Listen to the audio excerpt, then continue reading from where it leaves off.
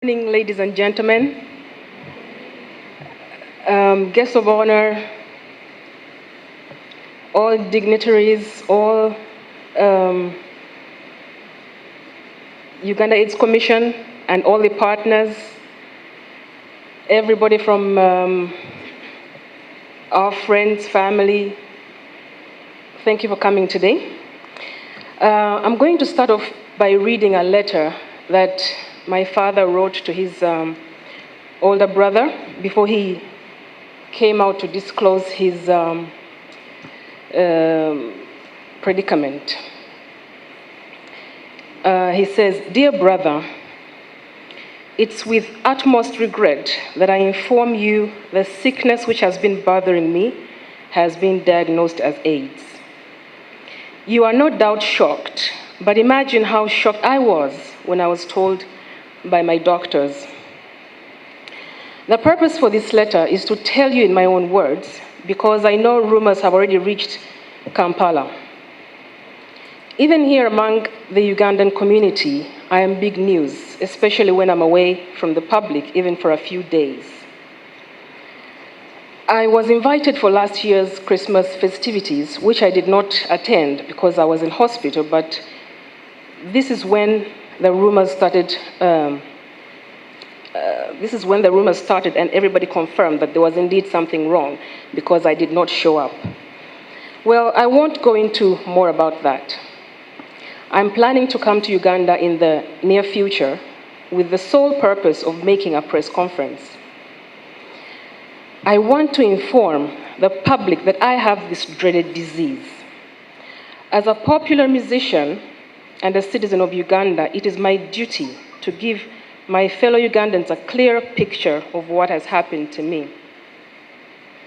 Because of my reputation and good standard as a musician, I must take part in informing the people. This might perhaps save some lives. If I had known about AIDS, what I know today, I would perhaps be telling a different story.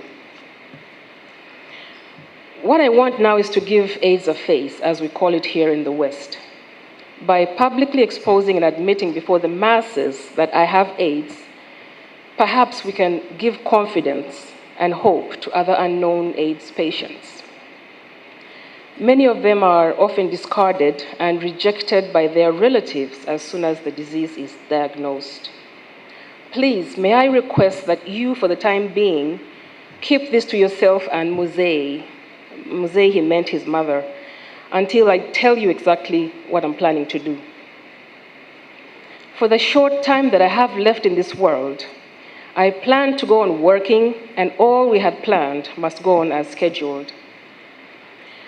I must record for those Christmas concerts, which will undoubtedly be my last appearances on stage in Uganda. I intend to show by doing this that instead of desperation, one can still be useful to society even if partially disabled. I regret any inconvenience and embarrassment this might cause to you, our family, and friends. But there it is, now you know. Your loving brother, Philly.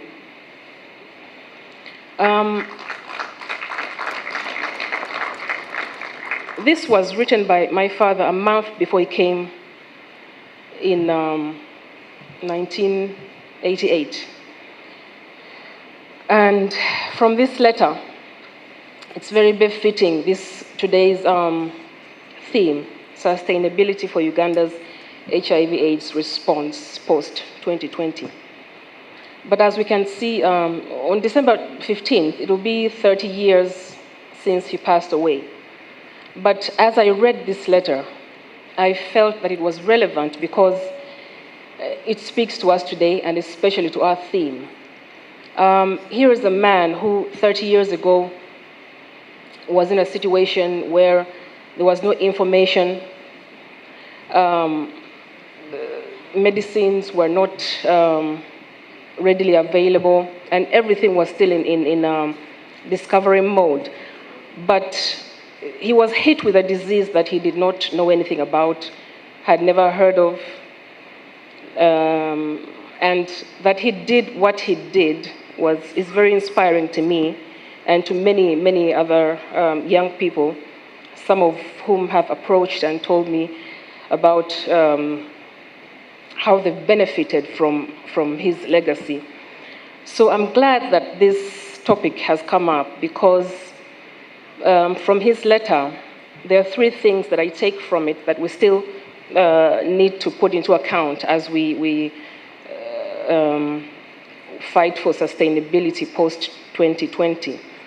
Number one is, first of all, in the letter, he's talking to not only his brother, but he's talking to you and everybody, every one of us, because we all need to join in this fight and do something personally. It's not a fight that we should leave to donors, government. It is us who have to start within ourselves, our homes, our communities, and then it spreads wider. But he inspires me, and he talked about stigma. It's still a very big issue today because it affects everybody in all different kinds of ways: work, communities, schools. We know that there's a lot of young people who were born with the virus. If this is 30 years ago, many of them are in their 30s and younger. So they need to be inspired, and they need to be included in whatever we try to do post-2020, because they have voices that we cannot, they have the voices that we need to hear from. So the stigma is still a big issue. And then resilience. For example, how does one bounce back after a diagnosis or loss of a family member who is a breadwinner? How do people bounce back in these situations? All these things need to be tackled. Because today we know there's a lot of support, and there are many tools that are available to us and the younger generation. So we need to make sure that everybody is able to access these tools in various parts of Uganda. And then social capital. The social capital that he built through his one-man campaign in the midst of rejection. He used the music, which was his solace and his champion, sort of something that pushed him to fight on whenever he was thinking of giving up. But resilience and determination, we need to dig into those deeply as people. Using we're all gifted in some kind of way, and I think we can all contribute using this social capital in some way. As somebody mentioned here, musicians should be used because they reach a wider audience, even where government cannot reach. Music and musicians can get to. So I express my gratitude to Uganda-A's Commission, Director General, and all your partners that have kept the legacy alive. We really appreciate you, and I'm sure my father really appreciates. Thank you very much, ladies and gentlemen.